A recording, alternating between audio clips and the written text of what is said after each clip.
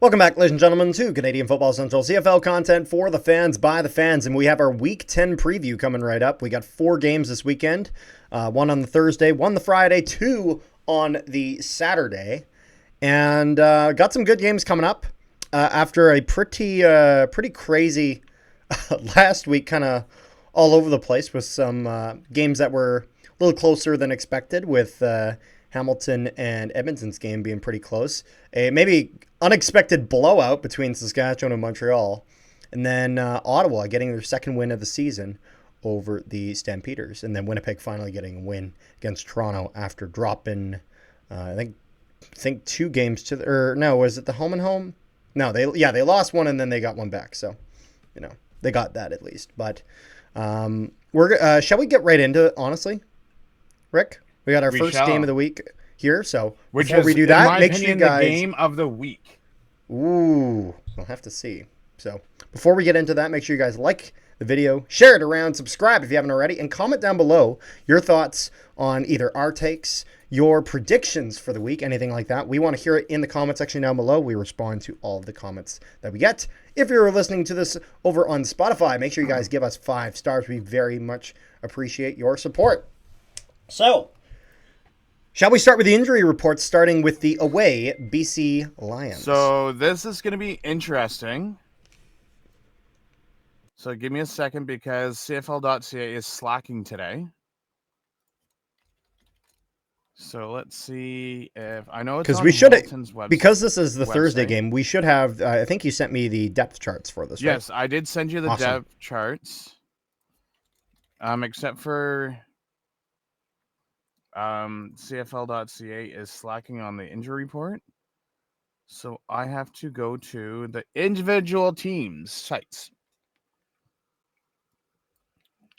So we will start with BC Lions. Tybo D. Belly.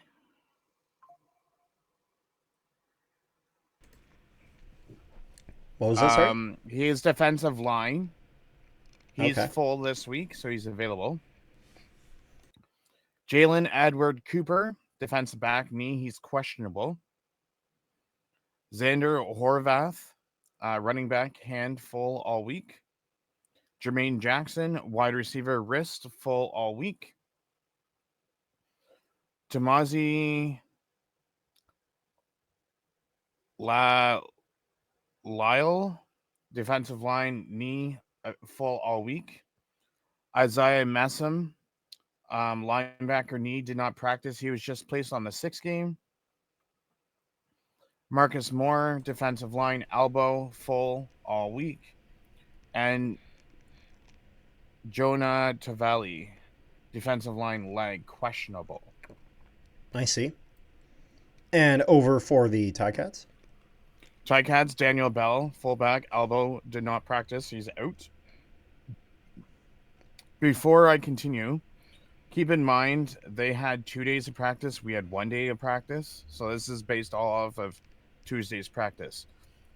Keith Berglund, who left the game last week with a quad injury, he's full practice. Patrick Burke, DB, shoulder, did not practice, so he's out. Harrison Frost, 4th-string quarterback now. Load management full. Ante Milinovic Litre, fullback hamstring, did not practice. He's out. Jordan Murray knee, he's full. It doesn't say if he's playing or not.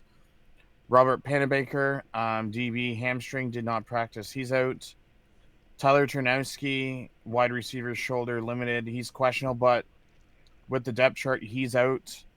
Devin Versek, who left last week's game with a back injury, he's full. Vavian White, DB load management full. Gordon White, who left the game with a shoulder injury, the long snapper, he's out. And then your favorite and all of the Winnipeg Nation, the guitar playing man himself, Wally! Drew Wolodarski, wide receiver hamstring, and he's playing tomorrow night. Finally. So Wolodarski finally in the lineup for the Ticats. Finally. Now, with that being said, let's go pull up the depth charts.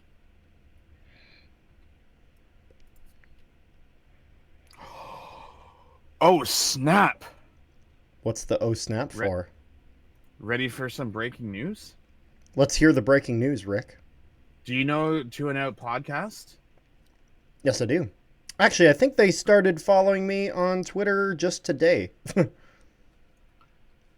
Ticats are ranked number 1 over Saskatchewan in Sheldon's power rankings. I mean, they won 6 straight. So I kind of get it. Yeah. I think I'd probably put them over Saskatchewan in terms of power rankings. While I go, I just seen that. I'm like, oh, nice. Let's go pull up the depth chart. So which one do you want to discuss first? Which one do I want to discuss first for the depth charts that I sent you? I mean, we'll start with the away team again. We'll start with the Lions. Okay. So, because I think I'm probably going to go a little bit more into that, while Ticats you'll for sure cover.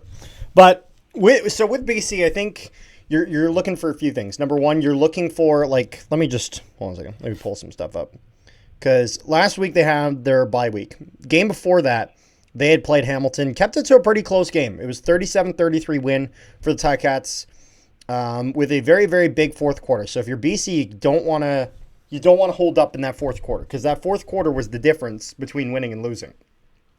BC with 10 points, 17 points given up to Hamilton. That last drive killed the Lions. And so they need to tighten up there. If we're looking at areas where the Lions did okay, they did okay in stopping the run against Greg Bell. They had done okay there. Could look for something a little bit better, I would say. So I think in that instance, you're expecting a little bit more from that defensive line. I think a guy like Matthew Betts, you're going to look for a bit more coming out of him. We're talking about a guy who at one point was, setting records with the amount of sacks this guy was getting. He needs to be all kinds of pressure. Sean White has been money for them in the kicking department for the most part. That needs to continue. For the Lions in that game, Keon Hatcher was their number one receiver with over 100 receiving yards. Aiden Eberhardt had also done very, very well. And so I think if you're the Lions, though, you're expecting more out of Justin McInnis. We're talking about a guy who last year was just incredible on one hell of a run. You want to kind of get more out of that. Stanley Berryhill, the third, I think right out of the gate was having one of just a ridiculous performance. You want to see that continue. On the defensive side of things, Robert Carter Jr. In the secondary was just brilliant. Made, in my opinion, the catch of the year with that interception. That was just ridiculous. It's one of those things where there's absolutely nothing that Bo Levi Mitchell can really do there. It's just a perfect defensive play on a perfect pass, and he gets in front of it. If he can even be half that productive, and the rest of his guys can bring up a little bit of the slack, the Lions have an opportunity here. Micah Alway is your top defensive player in terms of overall production. He had 10 defensive tackles last game. Just that consistent piece in the center of the field, you need that to continue. Offensive line needs to, if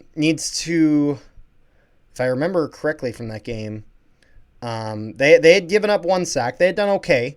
They need to continue that, though. Michael Couture is out at center, so Pearson kind of being that backup, bringing up that spot is going to need to be very, very important. James Butler needs to be a bit of a threat on the running side of things. He was the last time these two teams played against each other. 16 rushes, 115 rushing yards, 7.2 average, 2 touchdowns. If you can get that kind of production out of James Butler, your offense is doing its job. And so I think the biggest struggle for the Lions is going to be that defense, controlling guys like Kenny Lawler, making sure he can't be ridiculous, but also controlling guys like Keandre Smith. Obviously you're going to want to be double teaming guys like Kenny Lawler for a hope and a prayer that you're going to stop him occasionally. But if you do that every play, you're going to end up the same way some other teams have, where Keandre Smith is going to come in and be that dagger. And what'd you say? I said Edmonton. Yes. And so you're going to have to stop him, because in the last time he played against Hamilton, 138 receiving yards, 2 touchdowns. Can't happen. Lions got to play better defensively if they want to win. You can't give up almost 40 points, and you can't give up 17 in the fourth quarter, because that's going to kill you. So that's what I got to say about the Lions. It's weird just looking at our depth chart now from earlier in the year. It's weird. The reason why I'm saying it's weird is because if you guys look at yours and then look at our depth chart earlier in the year, yeah, on the field side, we had 2 slot backs listed. Now we only have 1. Oh, yeah? So with that being said, we have 3 changes in our depth chart. Simon Chavez, who we just signed the other day, he's making his Ticat debut. Gordon White's out with a shoulder injury. Tyler Chanowski's out for Drew Wolotarski. And then there was... Oh, yeah. Harrell is in for Burke Jr. at free safety. Wide receivers, we all know what we're getting. Tim White and Kenny Lawler on the boundary side are going up against Peters and Carter. While on the left side, we have our 2 wide receivers going up against, we have Williams and Kent Jr. It will be Bell and Augustine for running backs against Butler, so hopefully we can stop Butler. Bo's going up against Nathan Rourke. Hopefully Bo can continue from where he was playing this year. I'm not worried about our offensive line, because our offensive line is the best offensive line so far this season. I don't care what anyone says. They have certainly performed. Bo's been sacked the least amount of times this year. Hopefully our defensive line can get... I don't know. Let me pull this up. I'm sure we at least had 1 sack against BC, if I'm not mistaken. Yeah, Reggie Stubblefield had the lone sack. So we gotta get pressure on Nathan Rourke. Hopefully, with Couture out, we should be able to get the pressure. I don't know if you saw it today. I just want to bring up this interesting stat that I saw today. Yep. Ticats had posted it. So, interesting numbers. Since Stubblefield has came into the lineup, he has 32 tackles in 4 games, with 2 sacks, 3 knockdowns, 3 tackles for a loss, and a forced fumble in 4 games. Stubblefield? Stubblefield. Yeah. Devin Verisek, don't need to explain much about him. We know what we're getting from him. And then our secondary has just been lights out. Yeah. What I like to see is what Wooden Sr. can do against BC like he did against Edmonton last week. Yeah. I think if you're Hamilton, one of your big things is if you can stop the run game and force them to have to throw the ball constantly. As much as Nathan Rourke is a very talented quarterback, there's going to be those occasional lapses, and that's where you allow your secondary to clean that up. Also, I don't want to forget about our kicker, Mark Lego, because these are the only 2 kickers that are perfect so far this season. he certainly had one hell of a performance. That's for sure. Also, I don't know if I told you this or not. So, because Bo passed Doug Flutie. Flutie the other day, Yep. for the rest of the season, he needs 286 passing yards. I remember you had given me an update on that before. For the rest of the season to pass Matt Dunnigan at 6. Oh, yeah. You think he's going to do it? Oh, you know what we forgot last game? Oh, no, What? it's this game. Never mind. Because I already have mine written down. What'd you forget? Who are you going with? Who am I going with? I'm going to go with Hamilton again. I think Hamilton is on such a heater. As much as BC kept it close, I think BC, their chances of winning are a lot better. At least from what I've seen, they've done a little bit better at home. And I don't see Hamilton letting up. I think Hamilton, as much as they won that last game, I think they're frustrated with the fact that they won that game in the fourth quarter. I think if you're Hamilton, you're looking to win that game earlier. So my question to you is, and I hate to bring this up, but I'm going to. Uh-oh. A couple of weeks ago when you guys played Calgary, and Calgary had smoked you guys, Calgary had just came off a short week, and you guys had... Didn't you guys have like a bye week, or you guys didn't have like a short week that week? I can't remember, to be honest. I try to block Now, that out. we're going to flip it. Now we're going to flip it. So now Hamilton has the short week, and BC is coming off a bye. With the talented roster that Hamilton has, do you still give them the edge? Do I still give the Ticats the edge? Yeah, because I mean, like as much as obviously there are downsides of having time off, I think at the same time it's like, or as much as there are downsides of having a short week, I think that's also one of those things where sometimes when you're on a bye week, you lose your step, you lose your momentum. It's one of those things where this is why, like, I remember even like in the Jets playoffs years ago, they got a sweep against the Edmonton Oilers, and then they sat around waiting. Round 2 comes along, and they've just been out of it. They've been out of it for like over a week, and it was one of those things that took a bit of time for them to kind of regain their steps. So I don't see it being too much of a factor. I think it's only really more of a factor if, because when did Hamilton get their last bye week? We had, give me a second. We had ours week 3. I see. So it's about week 10. Okay, so it's been a little bit, but I see the only time our next bye is not till after next week's game against Saskatchewan. Yeah.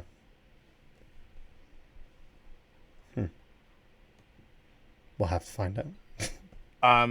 Before we go into the next game, I just want to throw out there. So Hamilton is a -3.5, and the over/under is set at 55.5. Oh yeah. And last game it was 70. So just one last thing. So Chez has picked Hamilton to win, and Milt has picked 64 to 65 points for the over/under on paper plates today. Oh yeah. So with that being said, let's get ready. Shall we get into the next one? Yeah, I'm just going to give me a second. Are you pulling up injury reports? Yeah.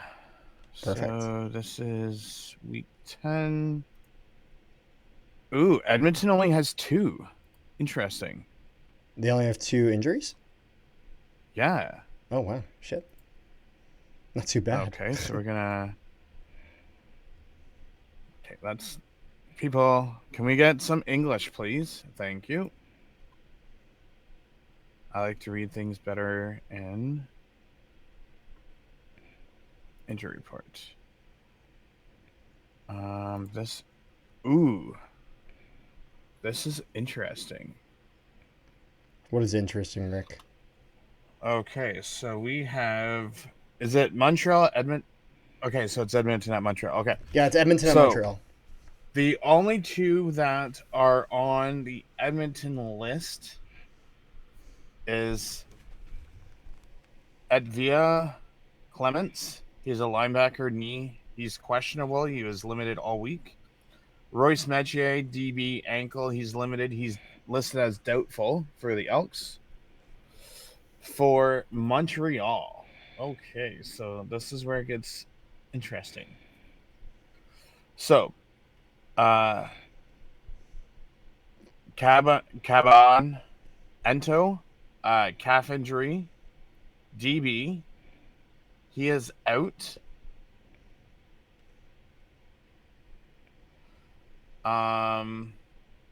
They list Philpott with a hamstring, did not practice all week. He should be out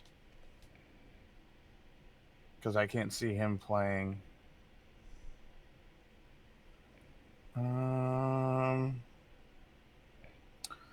We have Joshua Archibald. He's full all week defensive line. James Letcher Jr. right or wide receiver hand. He did not practice. He's out. Najee Murray, DB hamstring, limited and full. He's not listed as out, so I'm assuming he's playing. Austin Mack, wide receiver, ankle, did not practice both days. He's out. Marc Antoine Dequoy. Yep. DB shoulder, did not practice. He's out. Justin Lawrence, offensive line, knee, did not practice. He's out. Nick Collander, offensive line, neck, full practice. Wesley Sutton, DB, neck, full practice. Deontay Ruffin, DB, he's out. KD Davis, defensive line, he's out. Lewal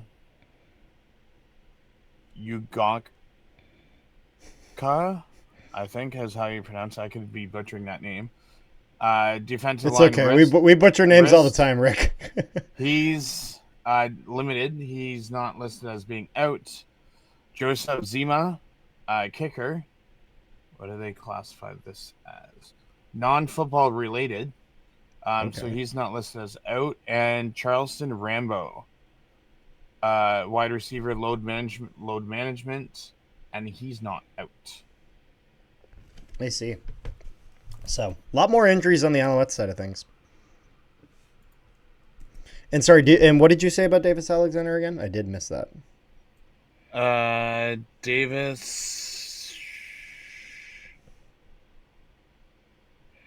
Davis Alexander's on the 6th game. Still in the 6th game. Okay. Yeah, no, I was just trying to remember. Yeah, so if I'm not mistaken, give me a second.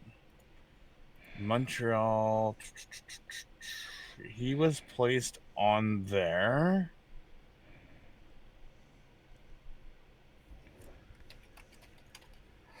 On July 31st. Oh, no, it's Alexander Hollins. Never mind. Wrong Alexander. So he was just placed on there on the 20th. So if you pull that up, you are looking at roughly.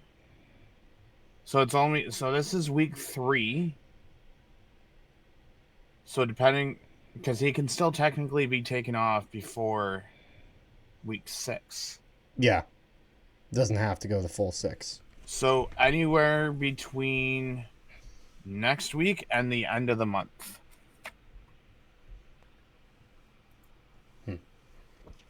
But because I didn't see anything about him returning this week. That's where, this game's I'm having a bit of difficulty with. I was like, are you trying to go over what you were thinking? Well, the thing is that Edmonton, as much as I see the French team all took, Actually, it's funny, and of course the French team took Montreal. Now thinking about it, I was just trying to. I was going through it. The English team is a 3-2 split. Because originally I was like, oh, Alouettes, they've done a lot better this season. I'm like, wait a minute though. So But just Alouettes were before, like non-existent last game. They were horrible. just a couple of things. So I forgot that we had the old Dutch pick'ems. So the English side it went 3-2 Yeah, and then the for French side Hamilton swept. over BC, Oh, and then the French side took all of Hamilton. So that is 7-2 for Hamilton. Montreal has what 6-3 for Montreal. Montreal's a 2.5 favorite with an over under at 50.5.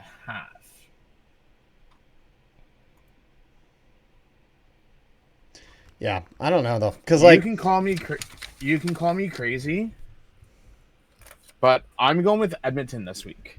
I am as well. To me, there's a few things. Number one, if we look at here, hold on a second. Let me pull something up here. If we look at the injury list here, Edmonton looks significantly better. Montreal is injured halfway to hell. Cody Fajardo, despite the loss, played fantastic last week. Seriously, he was first rate. He was holding his own with Bo Levi Mitchell, who's been kind of pushing the league in terms of quarterback stats. I mean, again, Cody Fajardo, 17 for 17 to start this game. Justin Rankin, decent performance for him. Javon Leake, even though he only gets 26 yards, that average, it's 6.5. That's what you want out of your running back. So if they can just kind of do a bit more of that, they can maybe push that running game up a little bit more. The receiving game, he only threw the ball to 5 people. 5. That's it. And you know what? He was able to do a lot with that. Edmonton played consistent through the course of this game. They put up a touchdown every single quarter until the fourth where they put up just 3 points. And that is against a Hamilton Tiger Cats team that is red hot right now. So as much as they don't win that game, they were able to shut them out in the second. They were able to play consistently through the majority of that game. I think this also helps Edmonton that they're on the road this week. Why? Because they don't win at home. Except for, actually, funny enough, the one win they got. I mean, I'm not going to lie. Cody Fajardo has been playing better than McLeod Bethel Thompson. Oh, significantly better. I don't know. I just find yeah, Montreal's defense has been playing good and everything, but on paper, not last week. No, I'm just saying in general. But at the same time, on paper, Edmonton's defense can give Montreal a run for his money, and if they can play up to their potential, then you'll see Edmonton's team. Well, yeah, and even obviously at the end of the day, getting the win is what you need. If you look at Edmonton here, let's just take a look at because they had their bye week, and then they had 2 games since then, okay? There's two games they had. They lost by 3 points to Saskatchewan, top of the West. They lost by 4 points to Hamilton, top of the East. 2 very, very good teams, and they just barely lost. And so I think there's an opportunity here for them to get a win. You know, playing against Montreal, who had a week last week. There's opportunity here for the Elks to grab themselves a victory. They've been playing well.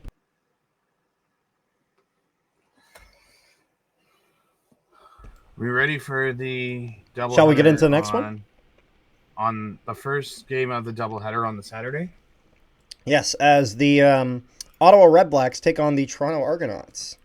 So, Rick, I think I need that injury report for the Redblacks. Yes, sir. Give me a second. Okay, that doesn't tell me nothing, people. So under here.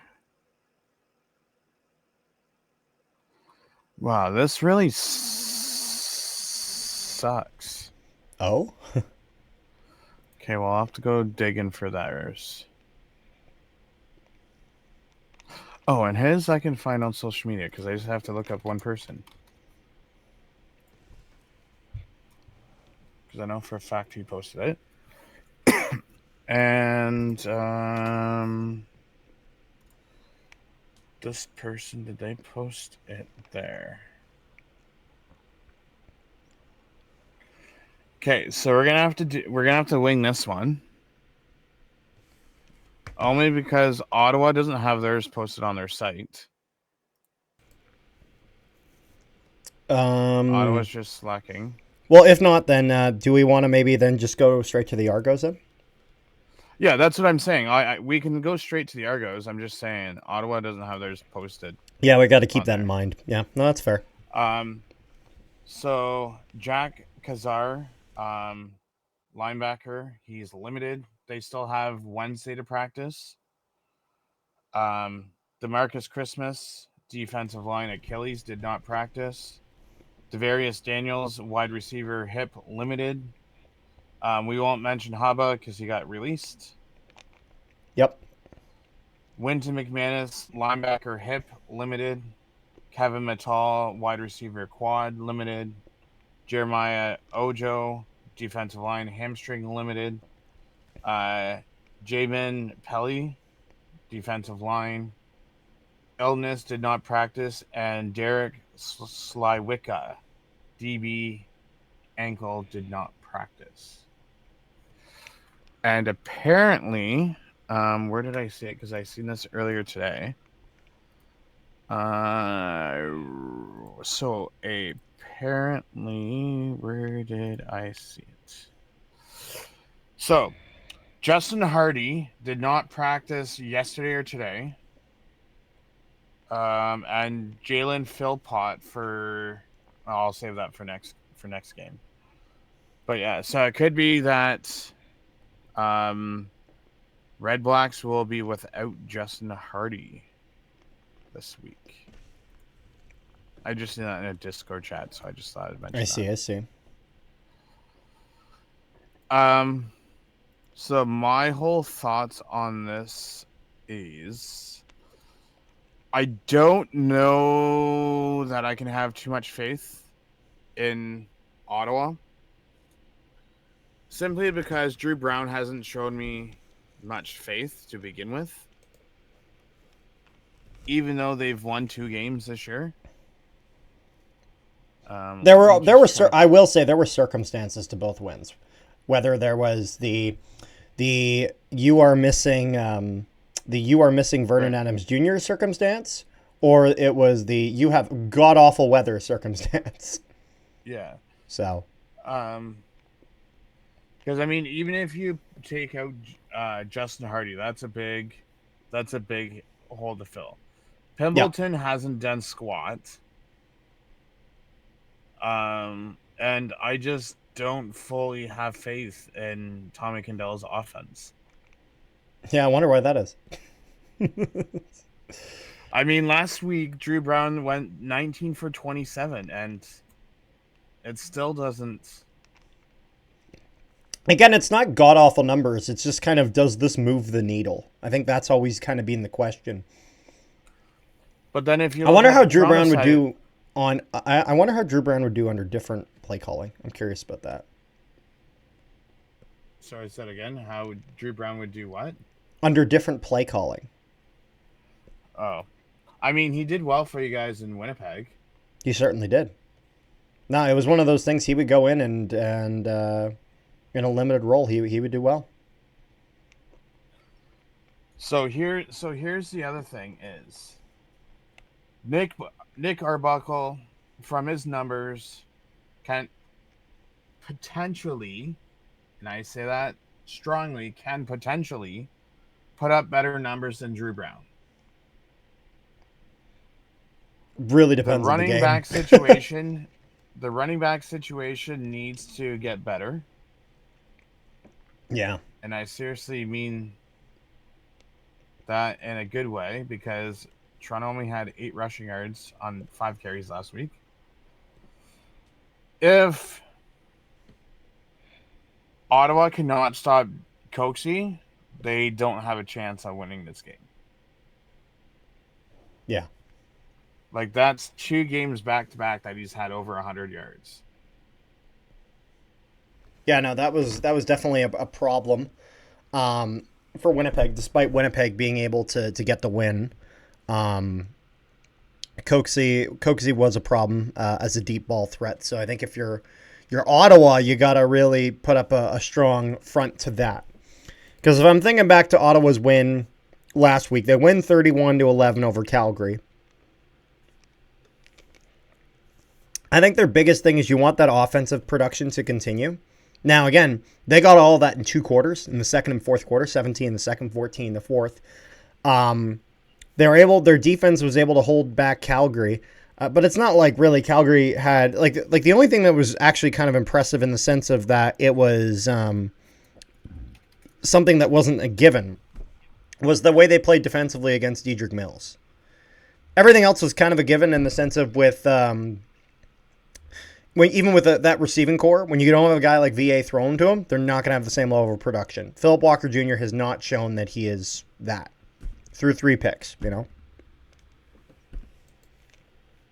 In my opinion, the Red Blacks wins, as much as they have been wins, and they did earn those, they were crutched on something. Whereas with Toronto, like, I'll be fair enough to Toronto. Toronto was able to beat Winnipeg on their own accord. Zach Caleros or not. So, like, obviously Winnipeg had like injuries to their offensive line and whatnot, but I don't know. Nothing out of the usual. You know what I mean? So, And not only that, but also Winnipeg, or sorry, not Winnipeg. Toronto had 5 sacks and 3 interceptions against Winnipeg last week. yeah. So, who are you going with here? Also, I think I'm leaning Toronto. One last thing that I will say off the field for Toronto this week. For those that are going to the game, they are doing their Tackle for Hunger drive this week. Food drive? Also the first 5,000 fans at the Toronto Argonauts home opener, there's a hat, Make Waves, that hat that they're giving away. And one other thing, I'm just looking for it because here we go. Also, they are honoring the great Chris Schultz this weekend. Nice. We all know who Chris Schultz is. For those people that don't, I forget when he passed, but he was I want to say an offensive lineman for Toronto back in the day, but he did work for TSN. Yeah. So I just wanted to. Yeah, he played offensive tackle. So. Other than that. Oh yeah, I remember seeing this guy on TSN. Yeah. Rest in peace. He's super big. You can't miss him. Yep. So good to see them doing a memorial for him. I gotta pull this up because even though this was from, when did I post this? Yesterday.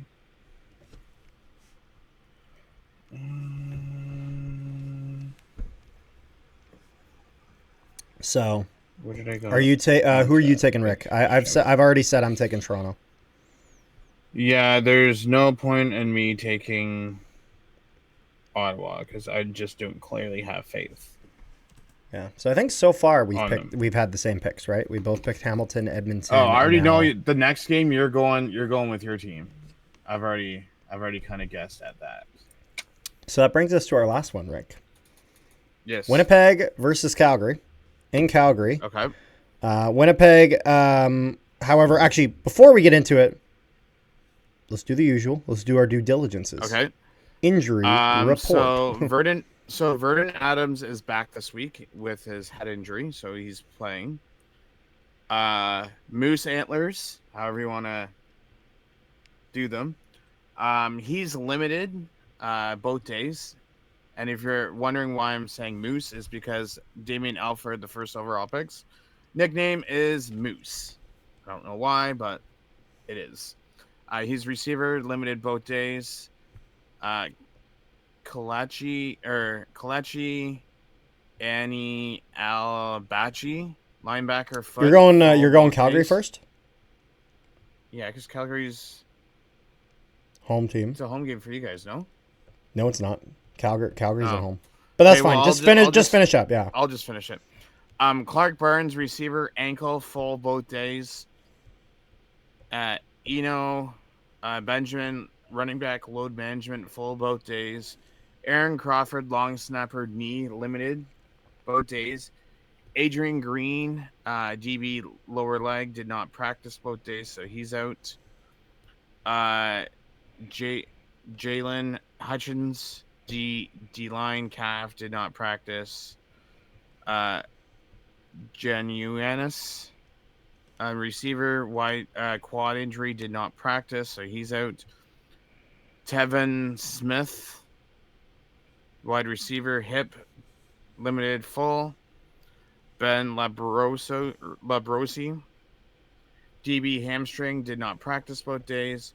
Jalen Philpott, receiver, hamstring, limited, and did not practice, so I don't expect him to play. Tyler Richardson, groin, did not practice both days. And Jackson Sombach, DB, hamstring, full both days. So, here's the thing about the Bombers. Bombers haven't posted their injury report on their website. However, I was able to pull up some information for the Tuesday practice, which I'm sure it's going to be the same for Wednesday. So Zach Claris is going to be playing. Okay, because I heard some uncertainty about him. Dylan Mitchell was with the first team. Oh yeah. Stanley Bryant's supposed to be returning this week after missing 3 games. That's a big gain because Winnipeg's offensive line was on fire until he got hurt. Long snapper Mike Bedson is supposed to be back in uniform. That's a good win. Yep. Nick Dembski was, for some strange reason, wearing Dalton Schoen's jersey number 83 at practice. Don't know what that's all about. Carter, are you ready for the breaking news that I already told you earlier in the week? Let's hear it. Peyton Logan was dressed this week and practicing. Peyton Logan finally so healthy. He can be playing this week. There we go. We love to see it. Jamal Parker had a crutch supporting his right leg.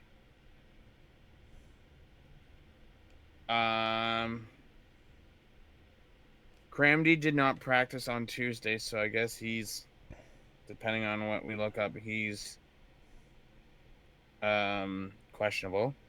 Dalton Schoen has been running sprints on the sideline away from the team, so he's still not playing. Jamal Woods, he's now practicing as his stint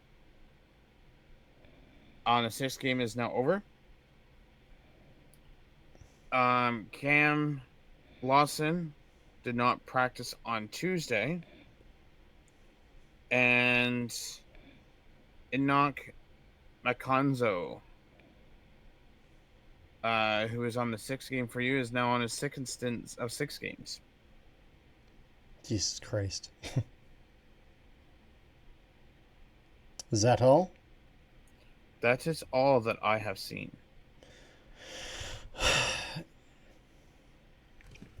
So, and you said that, and just to confirm, you said that the VA is back, right?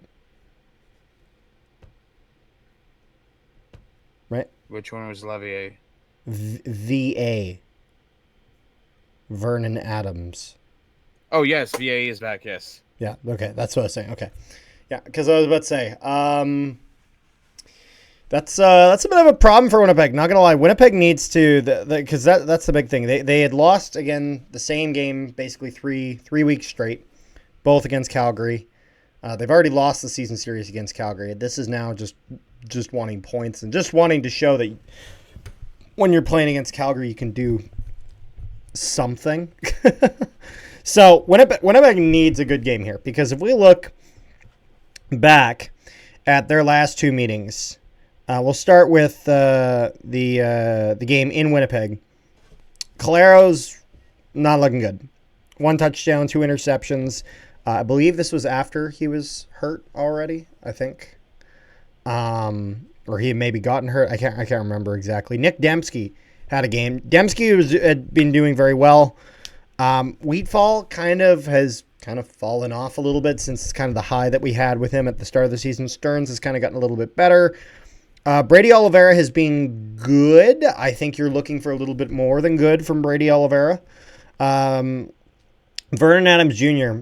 is just being lethal with whatever receivers he's had with him. So the secondary needs to play tighter. Marquise Bridges was released, as you had mentioned, by the Bombers. Now, the interesting thing here that I'm sure Winnipeg will continue with is, if we look at last week, Winnipeg had really made a lot of changes to the layout of their depth chart. As Retta Kramdi, instead of playing the Sam linebacker, goes back to free safety. And then Griffin goes in at linebacker with Wilson and Jones. Bonds, Nichols, Holm, and Parker then were your secondary there. I thought they looked a little stronger there. I think having them be aggressive is really, really important. Stanley Bryant coming back to the offensive line, absolutely massive. This is one of the things that Vanterpool had done well at guard. Wasn't as good at tackle, although wasn't bad. Lofton was a little bit better at the tackle position as a backup. But I expect him out now that, unless, actually, hold on a second. Vanderpool, is he still injured? I'm trying to remember here. Or, of course, right when I go to ask Rick the question, he lags out. Oh, my goodness. Hold on a second. Wait a minute. Rick? Yes. We got Rick back. Okay. And Vanderpool's still injured, right? Nothing said that Vanderpool was back. So Vanderpool is most likely still out.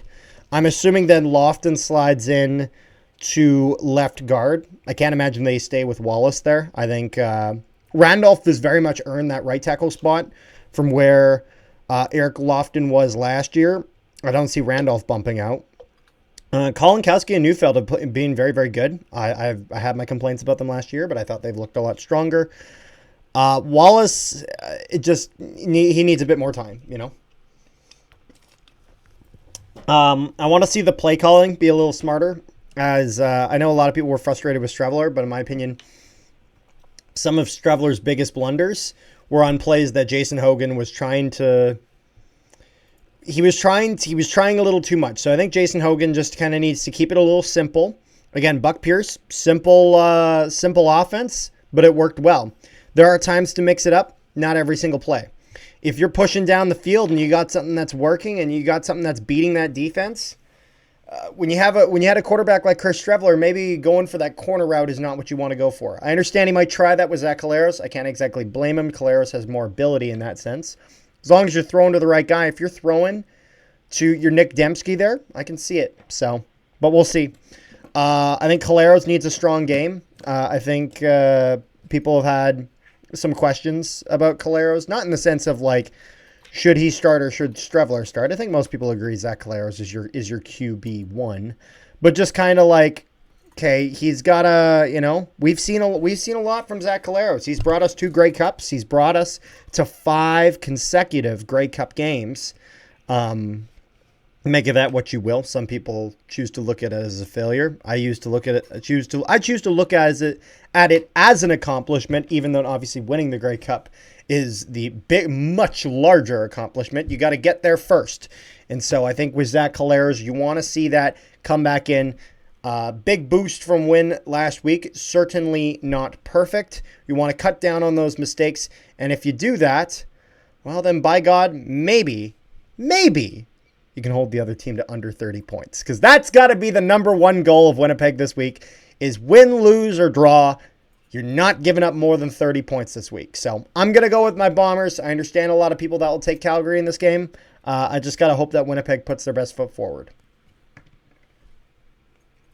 I'm going with Calgary on this one.